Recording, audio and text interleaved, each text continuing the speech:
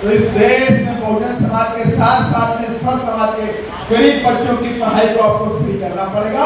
तो ये सामाजिक न्याय का पहला चैप्टर है।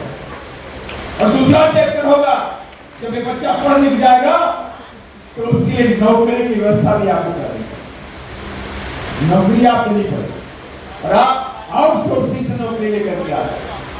सारी भर्तियां आउटसोर्सिंग से की जाएंगी और आउटसोर्सिंग से की जाएंगी, लेकिन उसमें भी आपको रिजर्वेशन नहीं मिला, उसमें भी आपको रिजर्वेशन नहीं मिल रहा।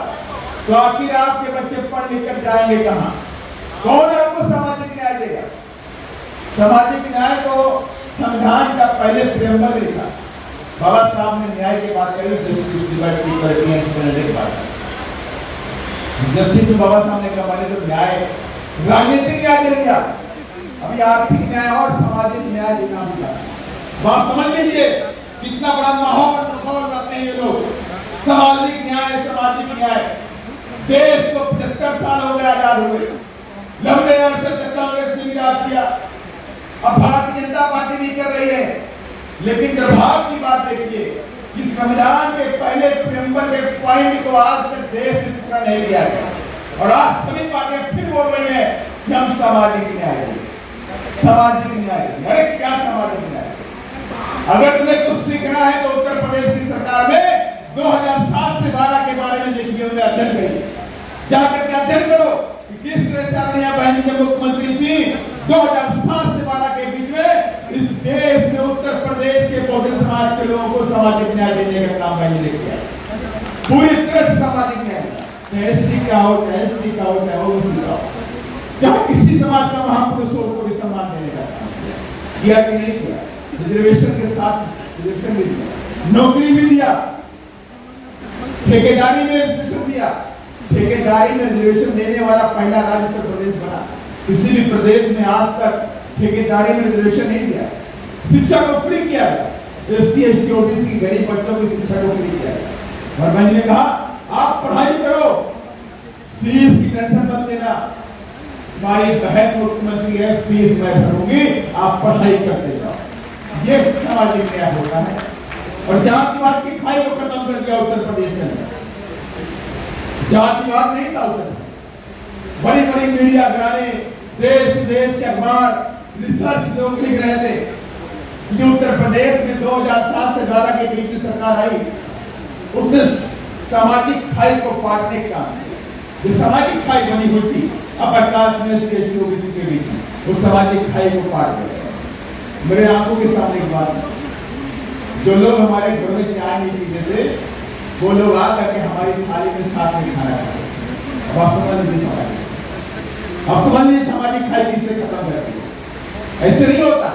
अगर आपके अंदर दृढ़ इच्छा शक्ति है कि इस बात को करना है और ये अन्याय को खत्म करना है तो आप खत्म कर सकते हैं। अब आप सोचते ही नहीं है कि एससी एसटी के लोगों का भला करना, बस वोट की राजनीति करना, वोट के समय एससी एसटी के बारे में बात कर, इनके बारे में लंबी चौड़ी बातें कर दो, एससी एसटी के लोग खुश हो जाएंगे और ये आपको वोट कर देंगे। लेकिन इस बातों को हमें बताना पड़े। आज जो मेरे बहुजन समाज की जाबाज कार्यकर्ता यहाँ बैठे हुए, मुझसे बोलना चाहता हूँ। अभी आपने कई लोगों ने बारे में पढ़ा, एससी एसटी का जो फंड था मध्य प्रदेश की सरकार ने और कर्नाटक की सरकार ने, पहले कांग्रेस की सरकार दिल्ली के अंदर थी, स्वर्गीय शीला दीक्षित जी मुख्यमंत्री थी।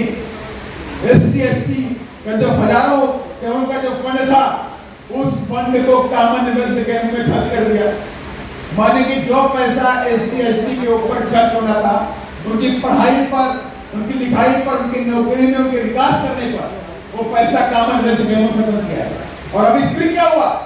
ये 2024 चल रहा, 2024 के अंदर मध्य प्रदेश की सरकार ने, कर्नाटक में कांग्रेस की सरकार है और मध्य प्रदेश में बीजेपी की सरकार है। इन दोनों सरकारों ने क्या किया?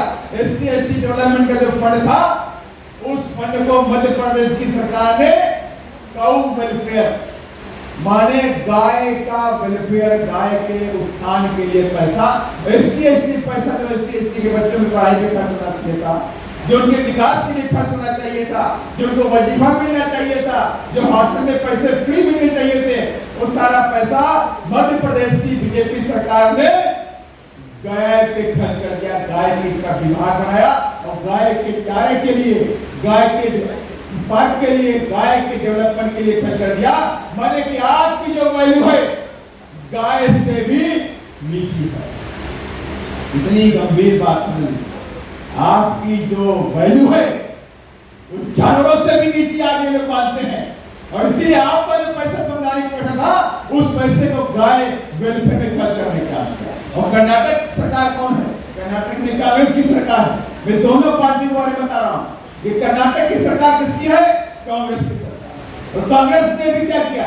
SC ST का जो फंड था उसको भी अलग अलग मदों में डेवलपमेंट में खर्च कर दिया, लेकिन SC ST के डेवलपमेंट में नहीं किया। ये कौन पूछेगा भाई सवाल का? जब आप कमजोर हो जाएंगे, बहुजन समाज पार्टी कमजोर हो जाएगी, तो कौन उससे क्वेश्चन करेगा?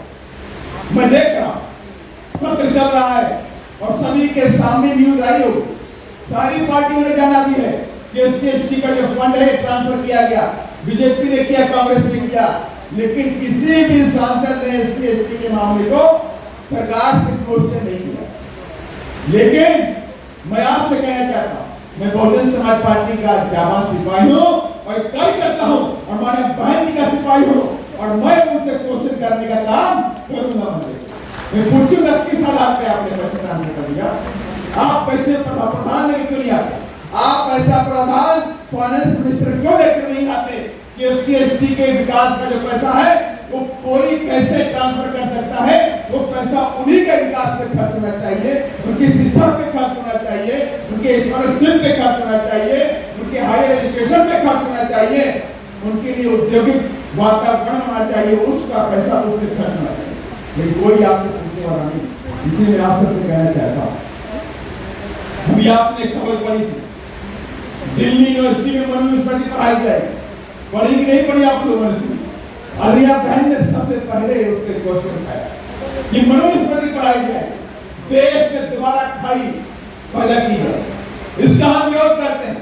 और बाबा साहब डॉक्टर अम्बेडकर ने सबसे पहले मनुस्मृति को जलाने का काम बाबा साहब ने किया और हम बाबा साहब के सिपाही हैं, हम छत्रपति शिवाजी महाराज के सिपाही हैं और हम माता फुले और माता सावित्रीबाई फुले के सिपाही हैं। हम इसको बर्दाश्त नहीं करेंगे, हम बर्दाश्त नहीं करेंगे। जो जिन लोगों ने, जिनकी वजह से मेरा एक बहुजन समाज हजारों साल इस देश में गुलाम बनकर रहा और वो लोग दोबारा उस संग्राम को लागू करेंगे, हम उसको बर्दाश्त नहीं करेंगे तो नहीं करेंगे। और इसी बात को मैं आपसे कहना चाहता हूं कि गलती मत करिए, किसी के बहकाए में मत आइएगा। 2025 बिहार में हमारे लिए नई भारत लिखने वाला, लेकिन हमारी मेहनत के ऊपर होगा, हमारे आपसी सामंजस्य के ऊपर होगा और हमारे बीच में आपसी मतभेद होगा तो बात नहीं करेंगे। हम सब मिलकर एक टीम भावना की तरह काम करें और जिस तरह से हमारे बहन ने प्रदेश को 2 भागों में बांटने का काम किया, आज तमाम कार्यकर्ता बैठे 2 भागों में बांटने का काम किया और उसमें भी हमारे बहन ने कहा कि पहले कभी ये जो काम चल रहा है, आज की प्रदेश की बैठक इसके बाद आप लोगों को संगठन का काम शुरू करना है। संगठन में क्या काम करना है? आपको जिले कमेटी का रिव्यू करना है। जो लोग निष्क्रिय हैं वो बदले जाएंगे, जो सक्रिय हैं वो बने रहेंगे। विधानसभा कमेटी का वो रिव्यू किया जाएगा, विधानसभा कमेटी सक्रिय चुनाव में थी कि नहीं, लोकसभा के चुनाव में वो टीम